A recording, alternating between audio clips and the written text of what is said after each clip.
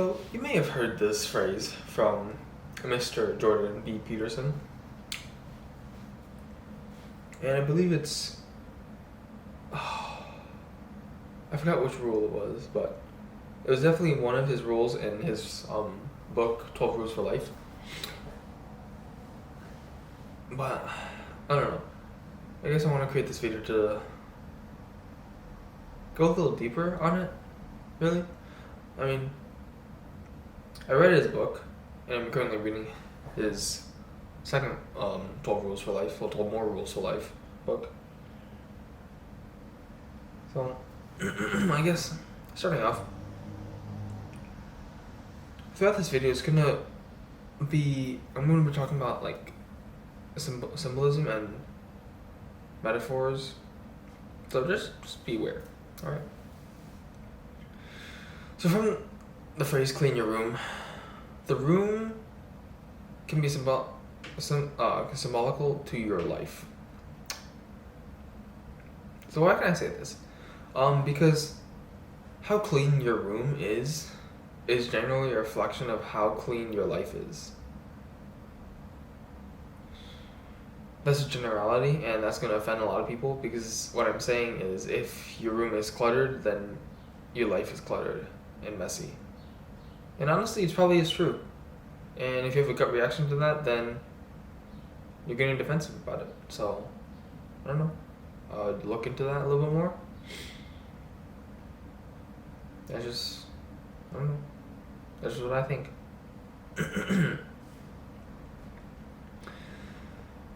How clean your room is, it generally shows if you care about it or not. Like if you care enough about cleaning your room, which also can be extrapolated incorrectly or correctly to if you care about your life or not.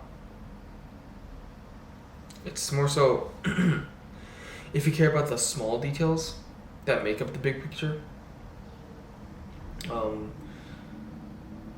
It's like the windows that make up a building. The windows, like each window itself is technically small if we're counting it compared to the building, but all the windows combined make up a big change in what a building looks like.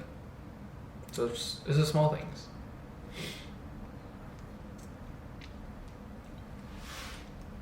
And the metaphor really applies to life because no life is truly completely clean.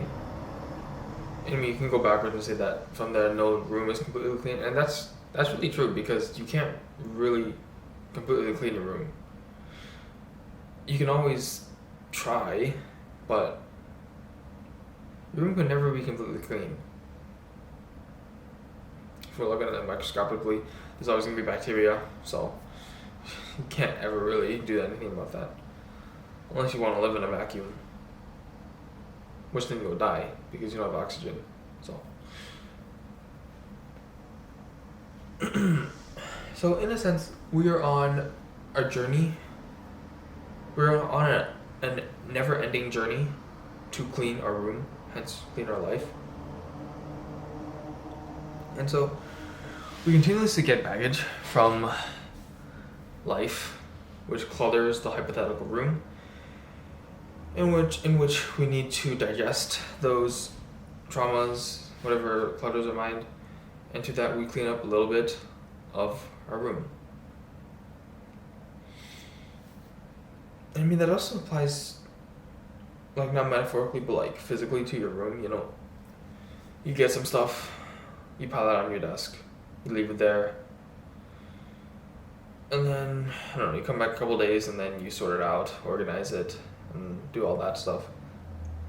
So you're like bringing chaos into your room and then bringing order. I don't know. Chaos and order is just a big part of Jordan Peterson's second book on Rules for Life.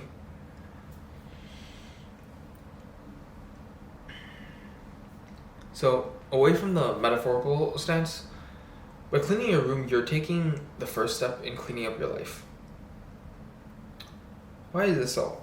Because cleaning your room is so often neglected.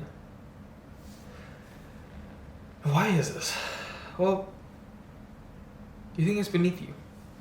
You're lazy. You fear it. You have anxiety about it. Neglecting to clean your room is like, this is an example from Jordan B. Peterson in his book. Basically, constantly putting things in your closet, and so you just shove things in, keep on shoving things in, close the door, and then at one point you want to put more things in, and it's gonna come crumbling down, and then it'll take you so much more time to organize everything that came out the closet than if you were to actually organize everything beforehand. In a sense, you can relate this to, I guess, delaying gratification in a sense. Because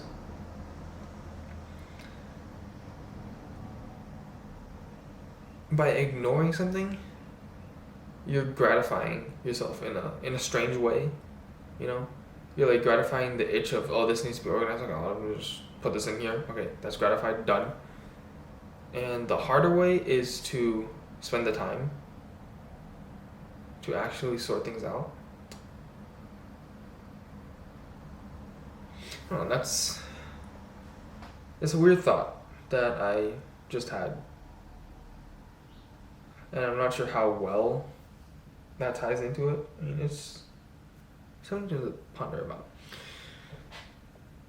And so, from here, it's cleaning your room proves to yourself that you can at least do that. At the very least, if you can't even, go to the gym, meditate, read, you can at least clean your room, and that's an achievement. Be proud of yourself for that. Truly. I mean, it sounds stupid, but how many people do you know actually clean their rooms? Probably not a lot.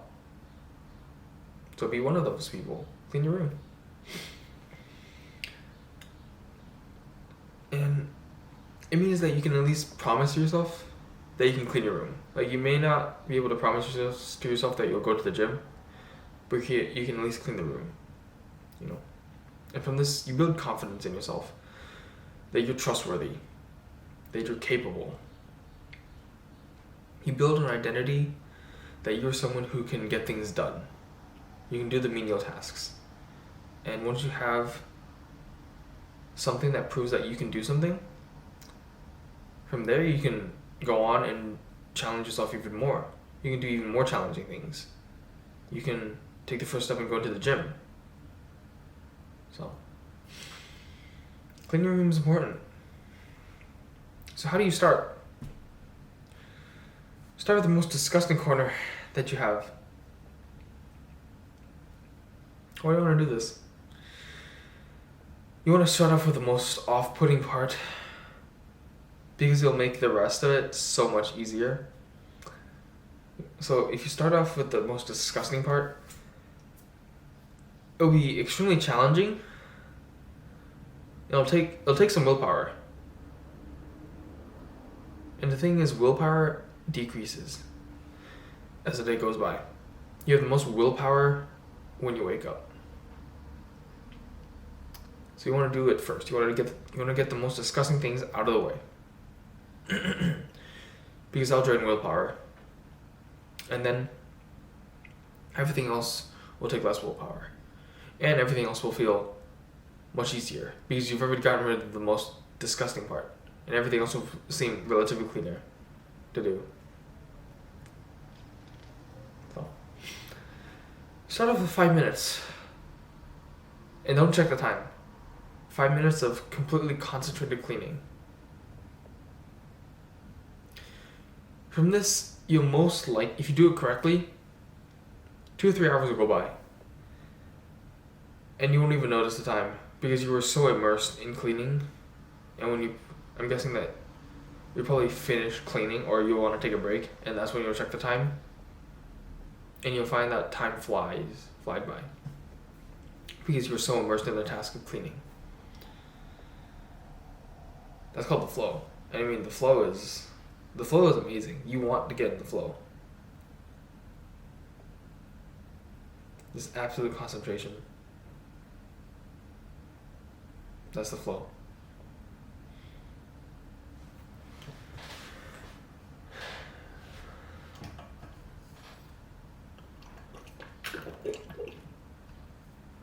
And I also want to discuss something. There's a reason why spring cleaning is a thing. Because you feel like when you do spring cleaning, you feel like something that was burdening you has been lifted, you know? But in my perspective, that isn't good enough. You know, cleaning once a year is only a stopgap. You're only doing this because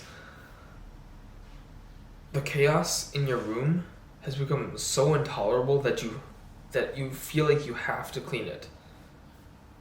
That's not what you want. That's gonna take like, I don't know, a couple days to do it all. When instead you could get ahead of it. Clean, I don't know, every month or two. And if you do it right, if your room is already cluttered, the first time is going to be the most time consuming, and then every time after that is going to be much quicker because everything is already organized, and all you need to do is basically just go through the motions.